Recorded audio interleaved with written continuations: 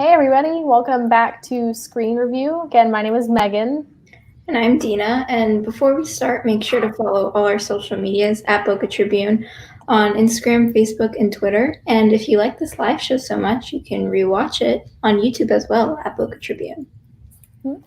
Today we're going to be reviewing The Founder, a movie released in 2016, rated PG-13, and it is 1 hour and 55 minutes. So as always, we're going to go ahead and give our general thoughts of the movie, and then that way if you haven't seen the movie, you can kind of gauge whether or not it's worth it, and then we're going to jump into kind of a more spoiler-heavy type review. So Dina, general thoughts, what'd you think? The cast is incredible, I will say. I feel like that's like always my selling point with movies. But I will say it was just a pretty plain movie. There was nothing that necessarily like stood out to me. Mm-hmm. It was just like a movie. It was nice insight, I guess, on the beginnings of McDonald's and like, all that stuff. But nothing really stood out to me. Nothing really jumped out at me. It was just like a entertaining watch, I guess you could say. How about you? I liked it probably way more than you did, but I like how we were talking about earlier, I kind of went in with absolutely super low expectations for this movie. I was like, McDonald's, like, I don't really care. Like, I'm not going to like this movie. It's going to, regardless. I was pleasantly surprised. I mean, Michael Keaton does an excellent job in his role. And like you said, how, kind of star-studded casts are usually a huge selling point for you. I'm almost the opposite way. I feel like if a movie has such a huge, range of stars in their cast, I'm kind of hesitant. I'm like, I don't know if this movie's going to be very good since they, kind of wasted a lot of money getting all these, household name celebrity type people. But I mean, I thought they all did a really nice job. They all brought kind of, they were all an asset to the movie. And overall, I mean, again, sure, was it like the most mind-blowing movie I've ever seen in my life? Of course not. But I still enjoyed it nonetheless, Right. I actually agree with you on that whole budget thing, because during the movie, I might discuss this later again, but you could kind of tell the set was just there were 3 rooms, I think, I would say before. It wasn't that big of a set, you could tell. So I would agree, I guess, that they did spend more money on the actors than the set that we were looking at. I mean, it was 7 different restaurants, but we were in the same room each time, if you noticed that. So yeah, for sure. It's stuff like that. So I guess I do agree with you on a level for that. But I still do love when there's a good cast, especially ones that I like. Definitely. So, I mean, I guess that's kind of it. That's all that I have for general thoughts of the movie. What about you? Yeah, that's all I got. All right, so then I guess if you haven't seen the movie yet, go watch it. It's on Netflix. Then come back. You can find us on YouTube, on the Facebook, pretty much wherever, IGTV, and watch it again later. But now it's time to jump into kind of the more spoiler-heavy type part of the review. So Dina, let's kind of, I guess, go from the beginning almost, or just wherever you want to start. Because at this point, everyone has seen the movie, hopefully. Yeah, hopefully. Don't watch past, please.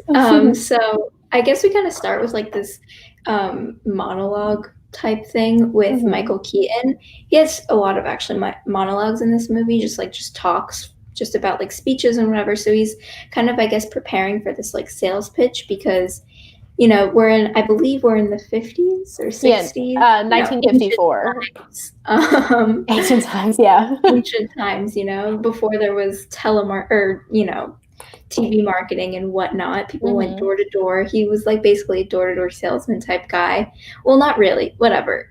He'd had a sales pitch for some milkshake, ice cream, something machine. Yeah.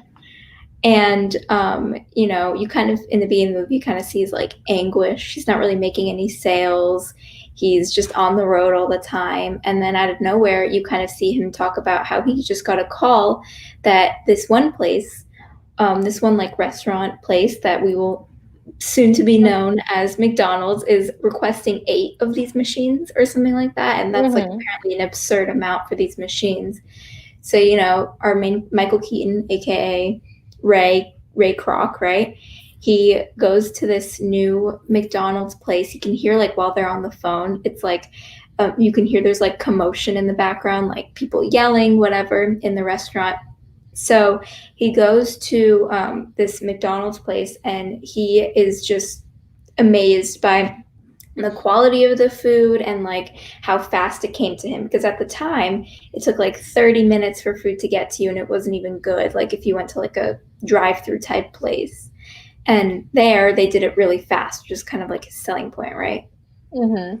Yeah, and I mean, at this point in the movie, I couldn't help but laugh because Michael Keaton, Ray, in the movie takes his first bite of the McDonald's burger, and he's like, "This is like the best burger I've ever had." And, if you've ever had McDonald's, I mean, it's fine. Like it's less than good. It's not good. I would never take a bite and be like, "This is the best thing I've ever had." So it's so interesting to think like how much has changed since 1954 to kind of, I guess, modern day McDonald's. If you think about it, I don't know, quality definitely went down, is what I'll say. Sure. And that's telling for, I guess, the trajectory for the rest of the movie. Yeah, I was just going to say, the rest of the movie kind of sets up for how McDonald's is now, I guess. Definitely.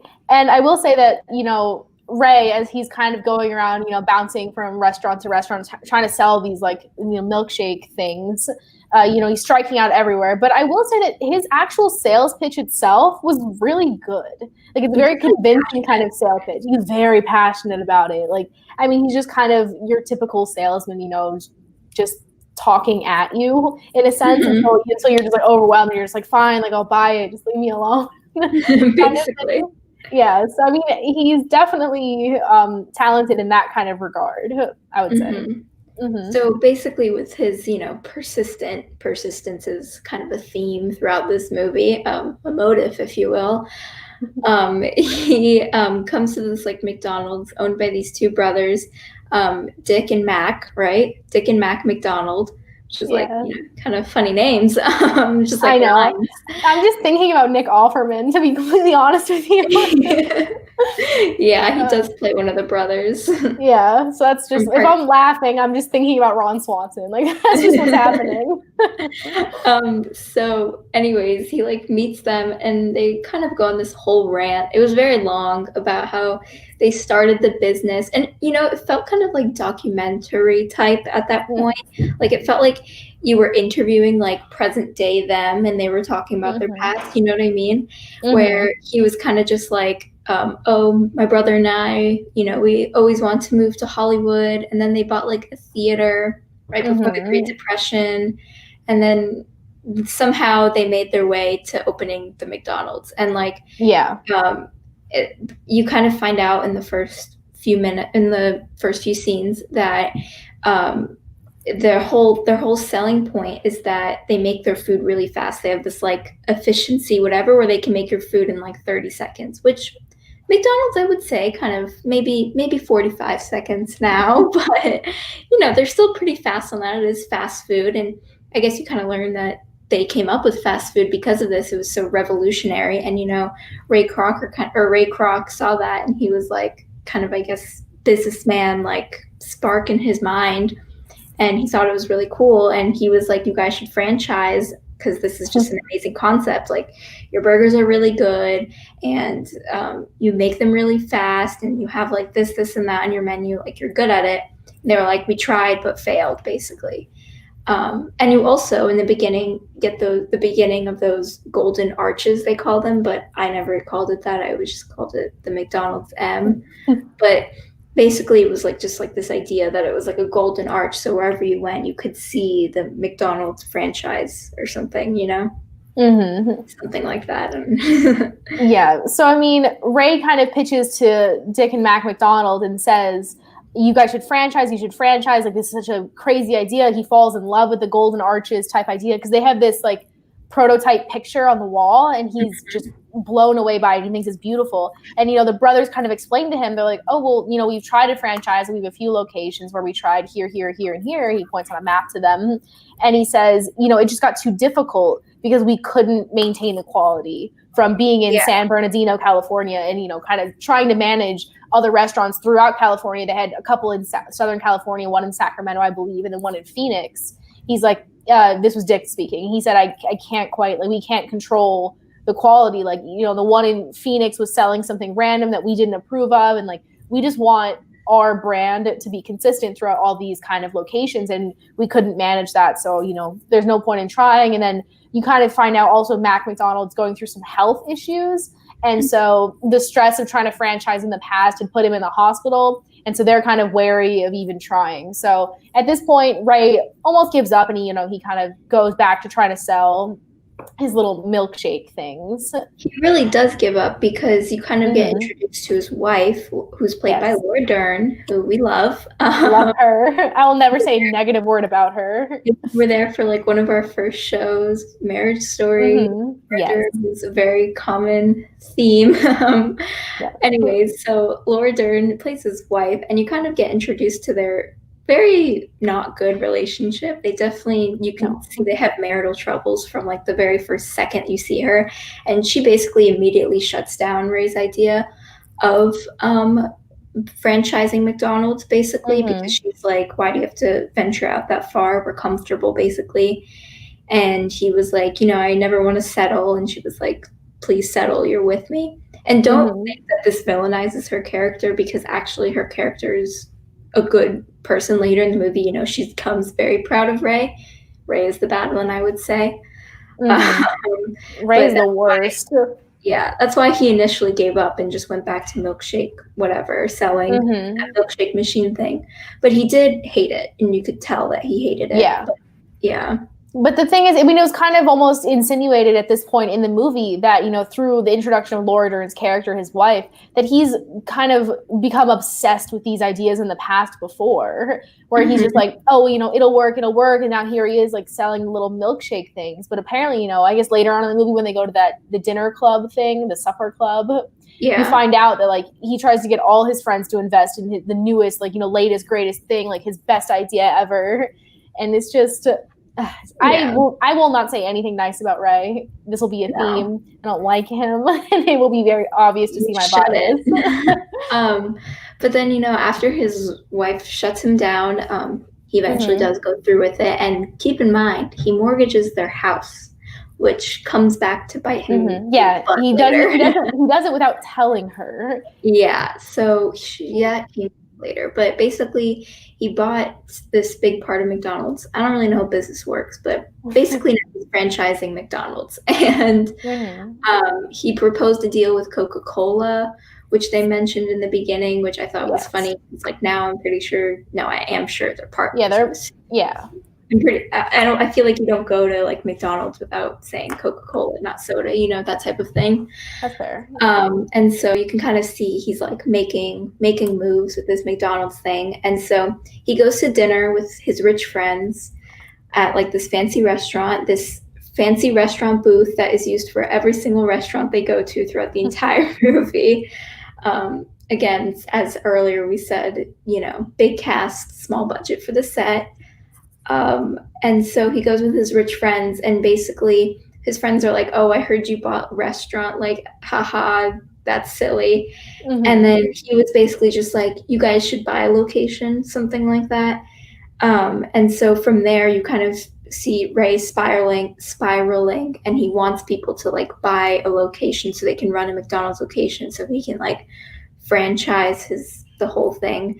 And so he starts with his like super rich friends. Then he just starts reaching out to random people and giving out these huge speeches that were very intense. And he's just like searching for people to work for him, basically. So investors, I guess you would call them, right? Yeah, definitely. So essentially he's kind of trying to find all these people to run the individual establishments that he wants open. Initially the problem with, going to his rich friends was that, he couldn't, I guess, control the quality. Everything was going down. They were trying to change things on the menu. So then he started reaching out to other people, kind of the working class that were more easily manipulated. And he kept kind of going from there on and on and on. And eventually then he kind of comes to almost a breaking point when he's running into money problems. So he only gets, I know Dina said she's not super business person. I also am not going to pretend to be super business person, but I do know that he got a percentage of the profits when signing this contract with the McDonald brothers when he agreed to franchise for them. So he was going to get like a 1.4, 1.9 or something like that percent of all the profits. But they all agreed on it. He read the contract. He's an adult. He signed the contract and then was mad when it wasn't enough money. He couldn't live off of it. And, he took out another mortgage on his house. So he's also in that debt. He was 3 months behind in the payments for that. And so the bank eventually calls his wife, Laura Dern, and she finds out, and that causes even more tension between them, like it could get, any worse between them. Yeah. Exactly. I will also mention that, the brothers start to get mad at Ray, and that's why Ray wanted his kind of a bigger share, because for multiple reasons they got mad at him, for like multiple reasons. One of the first reasons was that he wanted to name the McDonald's that he opened, not the original McDonald's, but the second location for McDonald's that he opened, McDonald's number 1 in Minnesota, not in California, Minnesota.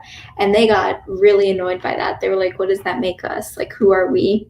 And then later in the movie, another thing that makes them mad is that he calls himself the McDonald's something, the McDonald's company, whatever, the McDonald's Corporation. Yeah, that's later on. You are not. That's later on, but nonetheless, like, that's why they got mad at him, and they were like, you are not McDonald's, we are McDonald's, which really annoyed me, because like I was like, you are not McDonald's. Like, I know, and it was making me so angry to watch this movie. I mean, because the thing is, it's like the brothers, their last name literally is McDonald, and you're sitting here, Ray Kroc, and being like, I made McDonald's. You're welcome. Yeah. Like, couldn't do it without me. And it's like they didn't really even want to do it. You just convinced them.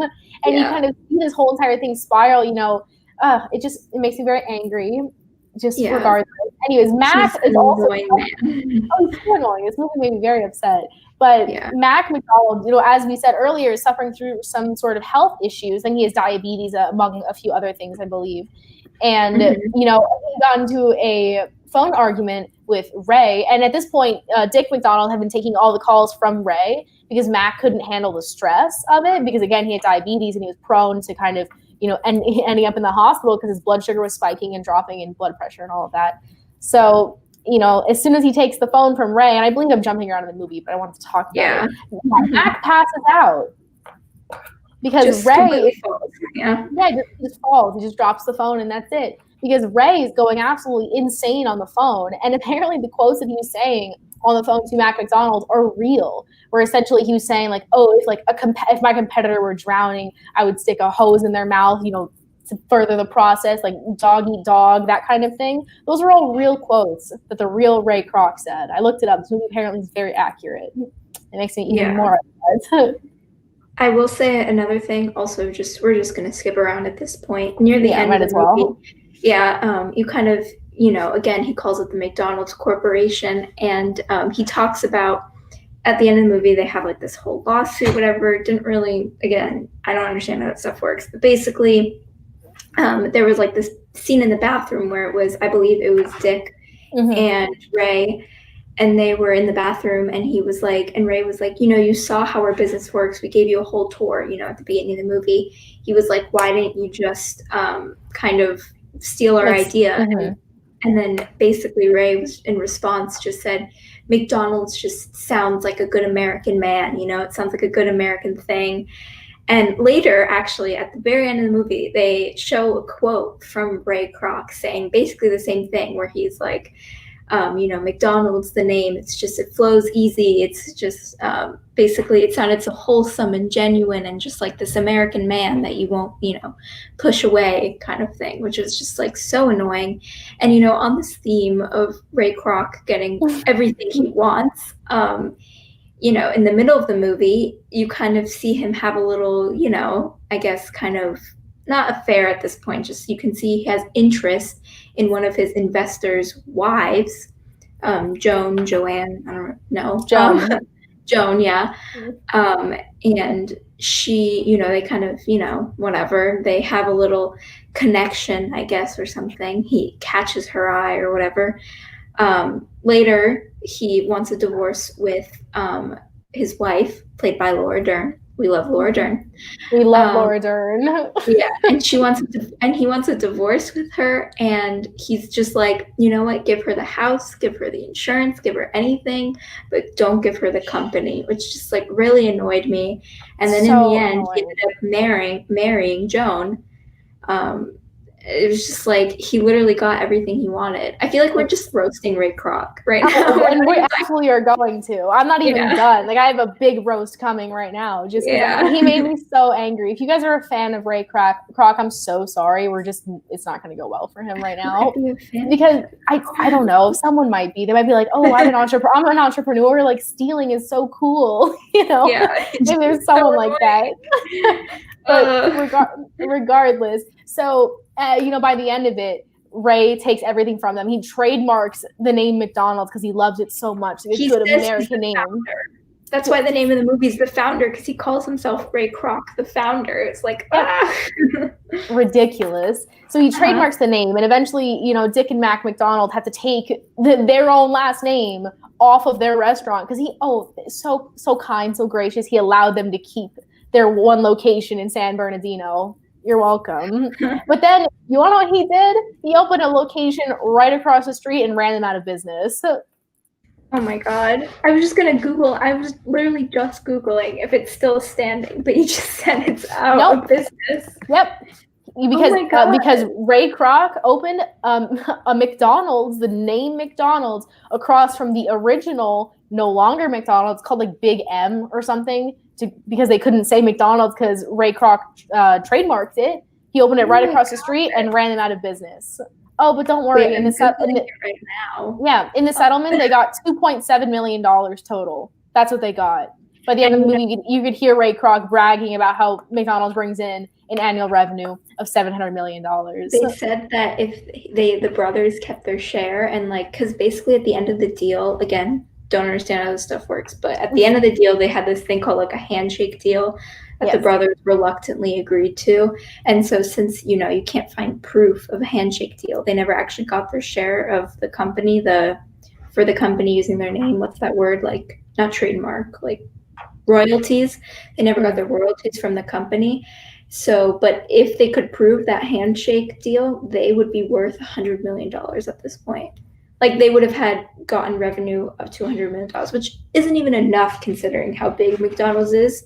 But, it's just ridiculous. It is ridiculous. And it's just, I don't know, it's this movie. And I think that's why I enjoyed this movie so much. It wasn't necessarily because it was a super great movie. It was just because it made me so upset. It made me angry, and I felt bad for the McDonald's brothers. And then I went to look it up. I was like, oh, maybe it was kind of dramatized, similar to how The Social Network was a little bit kind of fluffed up to be more dramatic. How Eduardo Saverin actually was kind of a bad guy, and they didn't talk about it. Yeah, wasn't.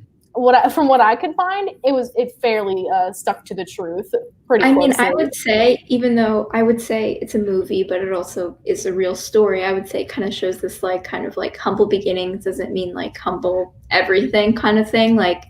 Just because these two brothers kind of started this whole restaurant, and then they caught one guy's eye, and that was the end of their free living life. They thought oh, we have this restaurant, we have a good living, let's continue on. And so obviously it's a real story, so you can't treat it exactly like a movie, but I do think it had these themes in it, which is why probably they could end up making this story into a movie, and someone had this idea, Someone probably read about it and was like, oh, good movie. I know, one of the lines that really stuck out to me in the movie was it was the McDonald brothers. They were speaking to one another, and Dick McDonald said, there's a wolf in the hen house and we let him in here. And that I was like, dang, true. That's a really good way of thinking about it. That one kind of, hit me a little bit. Yeah. A line that if we're going to talk about that, was when Ray and his wife were getting a divorce, and they were talking about how they're going to liquidate whatever that stuff works. And he was like, I'd sooner die than give her one share of stocks in McDonald's. And I was like, oh my God, you wouldn't think that he hated her that much, but he did. And it was ridiculous. And he also can keep in mind that him and Joan were both married when they were kind of oogling each other. are ogling each other. It's just like, you know, it was ridiculous. I don't know. He just it was take type guy. Yeah. And I mean, I feel like they also portrayed Joan in almost a negative light in this movie, because she was the one who kind of approached Ray and pitched this whole idea of doing powdered milkshakes in the movie. And maybe it was her idea. I didn't look that part up. But, you know, after Ray died, after they were married, she donated all of their money to charity, like Dina and I were talking about. So, I mean, maybe she wasn't as evil as they portrayed her to be in the movie for someone who wanted to cut corners and was like money hungry, kind of how they portrayed her. I would say they should probably have kept those powdered milkshakes because McDonald's ice cream machine tends to be broken a lot. That's fair. So. That is like a meme. Everyone talks about that. That's a really good point. Yeah, so maybe they should have kept it. Maybe Joan was onto something. I mean, or we can just all agree to never go to McDonald's ever again. Like, yeah, I already said that. Just because doesn't mean it's gonna happen. This movie just really changed my thinking on it. It really did. Sure. Oh, also a turning point in the movie that we didn't even discuss was when, you know, Ray was trying to franchise more and more and more. And this one guy approached him and he was like, you know, you're not in the burger business anymore. You're in the real estate business now, which was kind of like this like turning point in Ray's kind of whole career where he just started to buy locations instead of like whatever he was doing before. But so basically that gets all control of McDonald's at that point, that turning point. Yeah, and I mean, you kind of see Ray go through shifts throughout the whole movie where he's just kind of, he has this company that he owns and he's just kind of rebranding the name of the company until eventually it is the McDonald's Corporation, but it's a real estate company that he's running essentially, you know, and that's, like you said, that's the shift in the movie was when, you know, that guy played by BJ Novak came up to him and told him like, oh yeah, no, you got to play it like a different way and you'll see all the profits, because originally, remember, he had this 1.4% kind of revenue coming in for everything that he was doing, and that wasn't enough. And so as soon as he started buying up plots of land and leasing them out to the individual owners, instead of doing it kind of just having them buy the pieces of land and him doing everything else, he was able to turn a much, much higher profit. And that's kind of what fed into him being just rich. Yeah. I couldn't think of the right word, so I kind of settled for rich, but you understand where I was going. Yeah, I understood that. But yeah, it was essentially just a story of a money-hungry, take type man who just wanted to get what he wanted, basically. And in real life, he like that. He claimed that he built McDonald's. He was the founder of McDonald's. He called himself the founder. He said at one point in the movie that he founded McDonald's in 1954, but he didn't actually buy it until I think like 1961. I want to say I Googled it recently.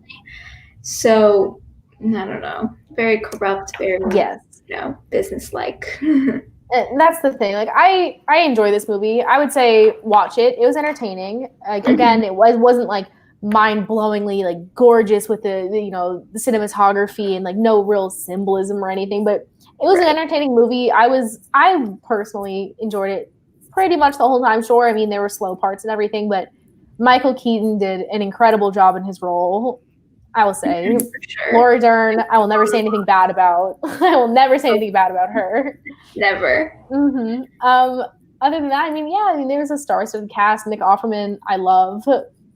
I'm just also kind of a dork for like actors and actresses. Like I don't know why I'm Linda, with names. what's her name? Cardellini. Yep. Yes, Linda Cardellini. I told you I'm a dork for celebrities. Yeah. She was also really good. She played Joan, so she did a nice job with that. It was interesting. She had like a little blonde wig on. Like it looked nice. Like good for her. Yeah, she looked nice. Regardless, I mean that's pretty much all that I have for the movie. Overall, I enjoyed it, and it's nice to kind of take a step back and just watch a movie instead of, I guess, analyzing it in a sense, you know? Yeah, I definitely agree. But I think that's all I have. You same. Yeah. So before we end, make sure to follow us on Instagram, Facebook, and Twitter at Boca Tribune. And if you want to rewatch this, maybe you'll watch the movie and come back here and think about what we say. Follow us, make sure to subscribe us on YouTube at Boca Tribune, and you can also rewatch us on Facebook or IGTV. That's All all. right. Yep. Bye. Come join us next week. We're watching the Florida Project. All right.